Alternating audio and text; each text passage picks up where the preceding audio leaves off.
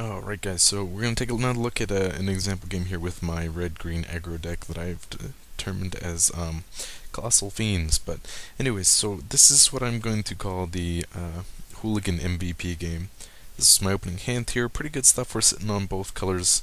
That's always a great start. You can be able to play either your green or red spells as soon as possible. We have an Explorer, we have two of the Hounds. They're looking pretty good. Lots of options early on with Colossal Might as well. So let's get this going. Opponent starts out with a Life Staff. This is an annoying card. Let me just put it that way. I've underestimated it in some games and had it bite me in the ass as far as the life gain goes. You may look at it at first, oh, +1/+0, but the part I always forget is the fact that when equipped creature dies, you gain 3 life. Very nice thing to have if you build decks around it. It's, one cost artifact that equips for 1. Just kind of an interesting thing here. So we draw a Kiln Fiend. This is great because we have Colossal Might in hand. We have the second mana. We're going to be able to put that out on turn 2 if we so desire. And there's not much more you can ask for than that. Now my opponent starts out his turn 2. He plays Perilous Mirror. And this is a troublesome thing. I have seen it in Life Staff decks before. Kind of hard to get around. It's going to definitely kill off the Hounds. The Hounds have a nice effect. If I put that into play, it's going to trigger and kill the mirror right away, and I can kind of force the kill on that if he decides to block. But he's probably not going to. It kind of makes my Fiend even less impressive. You get the Blood Crazed Neonate is less impressive too, because it's going to need 2 or 3 turns before it can be out of range of that mirror. So we're going to attempt to put down the Kiln Fiend. I think this was the best move here. I wanted to do this. I have the Might in hand. If I can force him to block, I can try and get something going with the Colossal Might later on to try and save it. It, however, doesn't go my way. See, my opponent does play a Brimstone Volley to wipe it off the table. So my plan is not so great. And now I draw into a 10 Street Hooligan. I could at this point in time, I'm still stuck at 2 lands, but I could use it to kill off the mirror, just get that 2 damage off the table. He may choose to throw it to the Hooligan, maybe me, but I actually make the play. I decided what I want to do with this Hooligan is kill off the Life Staff. There's only 2 of the Hooligans in the deck, and you don't have a lot of options for dealing with artifacts, so I want to deal with the one that I cannot deal with. The mirror can be jump blocked later on, it can be killed with a Lightning Bolt, something like that, but the one thing we have to get rid of is this Life Staff. And keep my opponent from getting any kind of synergy going with self-satisfying artifact sacrifice. He's gonna almost tap out here. Doesn't make the play. I'm not gonna block with the Hooligan. There's really no point. He's gonna swing for 1. Assuming that he has no play, he's got 3 cards at hand, even though he's fully untapped. If he has no play, then I can swing through for 2, and we're at even again. As far as life is concerned. So I'm not going to do that. I'm going to attack first. Also before my second main. This allows me to see if maybe I need to put a Might into play to save it. It's kind of a stretch. I want to use the Might on something better like the Vampire or my Kiln Fiend. But it's always an option anyways. So now we're still stuck at 2 life, and I think the play here I wanted to do, I'm going to play the Explorer. I won't be able to play 2 lands on this turn, but I am hoping to draw at least a 3rd land. And you see I do not get a 3rd land, but I do instead get a 3rd Hound. Definitely not what I was looking for. So anyways, we're going to sit here and take a lot of damage to this little 1/1 mirror, and we're okay with that for the most part. 1 damage every turn versus 2 damage every turn that I am doing with the Hooligan. It's a very nice trade. It's sitting in our favor. So now we do again same thing as last turn. Going to attack first with the Hooligan before the second mains. Second main phase. Now we're going to tap out, and I actually decided to play the Neonite, trying to force a kill on this mirror just so I can get it out. I could have played the Explorer again, trying to draw into a land, but at this point in time, I'm really just I'm trying to get this off the table. It's not a big threat, but I do want it off in case I do find a new Kiln Fiend. I don't want it to be a problem later on, so I'm thinking I put down the Neonate, I try and force that. Then I can get some of these Hounds into play, and they'll have a little more of an effect. My opponent does play a Delver. It's going to be a little bit of trouble. The only direct thing we're going to have to hit that is going to be Lightning Bolt.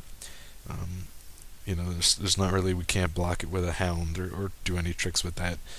He'd be kind of silly to block it himself with the Hound. So we do, you see, get our third land here. Then we have an option, we can play the Violent Outburst if we so desired. Remember, as I'm going to say from now on, is do it during combat. The Neonate has to attack first. I'm going to swing with the Hooligan as well. And this is again a situation where you want to skip the first main phase, make the attack, and then you have the options. If you have to, you can play a Colossal Might, you can play the Outburst. Just things to be aware of. You can get these going on. I like to do these. If he decides not to block, okay, fine. Maybe we hold on to like the Violent Outburst. Maybe that's a good time to play it. It really depends on the situation. And then we can play the Explorer and hope for a land to get another spell into play. But he does decide to block the Neonate. So what I'm going to do here is play Colossal Might. I'm going to use it to pump this. What I was going for here, and you will see why I made a slight mistake in this. When he blocks with this mirror and it dies, it does 2 damage to target creature or player. So when he blocks, there is 1 damage on this creature. Now, since there are no counters on this Neonate, it's fresh. He will not survive that 1 damage, and the 2 damage from the mirror would target the Hooligan, kill them off, and I have no creatures.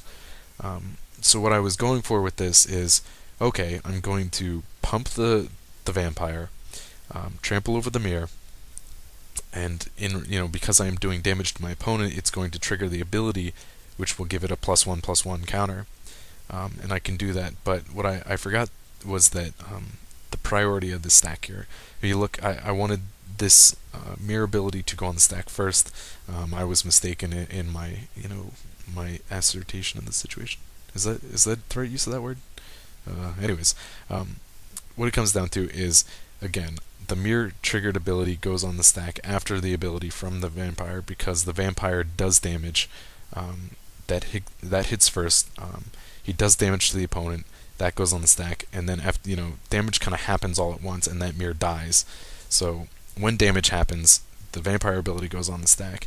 Following damage, basically the mirror is dead, and the mirror's ability goes on the stack. So that's a little bit of a misplay by me. There's a little bit of a benefit to it. He uses that 2 damage to target the Vampire, which will kill it off. It keeps my 10th Street Hooligan alive, and it keeps it from being a 2-for-1 thing. If I had not played that pump, that Colossal Might, he would have simply blocked the Vampire, traded those, and then killed the Hooligan. So it still worked a little bit in my favor, but not quite the way I had expected it to. So he finally turned to, first turn he is able to attack with the Delver. He does manage to flip it, and I'm not sure if this is, it's pretty similar to the list for the Izzet Singleton, the Izzet Standard Pauper deck. He reveals a Ponder with this to get this to flip, and we'll swing for 3. Now the only answers I have to the flyers in this deck are going to be Lightning Bolts, so I'm going to have to just hope that I can outdamage him. He is sitting only at 9 life, so if I can get some aggro going, then we should be sitting pretty good. But he's going to actually, here he plays a Stitched Drake. Now this is even worse because it is a 4 toughness creature, so it will not take a single Lightning Bolt to kill that off. It's going to take 2 Lightning Bolts, or some creature pump to actually kill that off. So that's going to be a bit of a problem for me. Plays the Ponder and click that away, close it off. You see he is sitting with 2 cards in hand now. As I always say, keep that window open until it plays, then you know what your opponent has in hand. So clearly what he had in hand was a land, because that comes down. I can't imagine he did Ponder and fetched a land off it unless he had several sitting there already. So we finally draw into a 4th land. We're not going to be able to really attack into this Drake at this point in time because of the 4 toughness. The only option is to attack with a Lightning Bolt in hand, and then we will be able to, the Hooligan will die, but we'll be able to kill the Drake afterwards. So we play the Explorer, we draw another land which we're going to put into play. We don't really even have the option to use the Violent Outburst to kill this.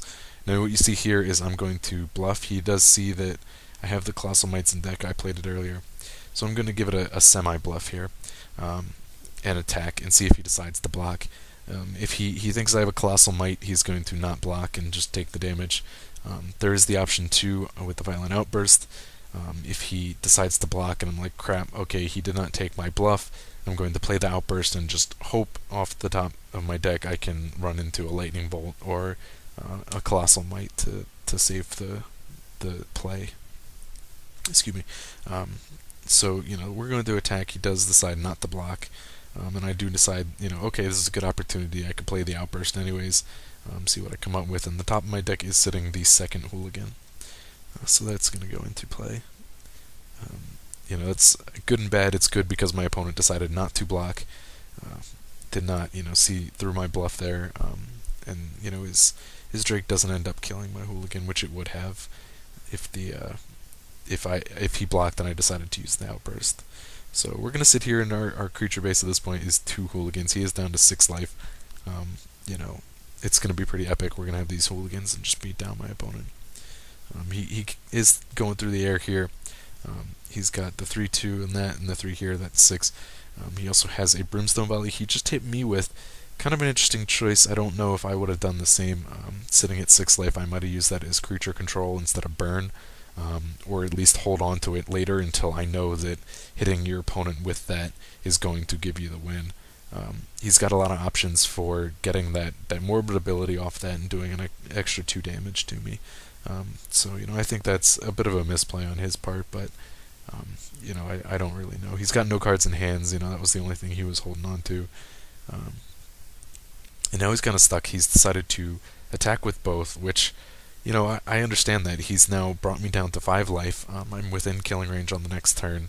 Kind of an all-in play here, hoping that I have no win condition. As it sits right now, he thinks, I'm only swinging for 4 damage on the next turn.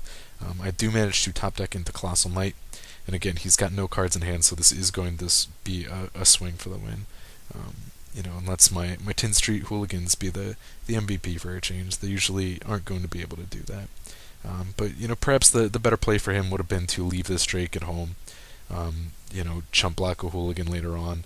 He still would have actually, I guess, lost this game because he's at 6 life. If he left the Drake at home to block one, I would have been able to use Colossal Might to kill him. But it's just how these games work out. Sometimes you gotta really take a gamble on being aggressive versus not being aggressive. Sometimes it pays off, sometimes it doesn't. But that's half the fun of the game.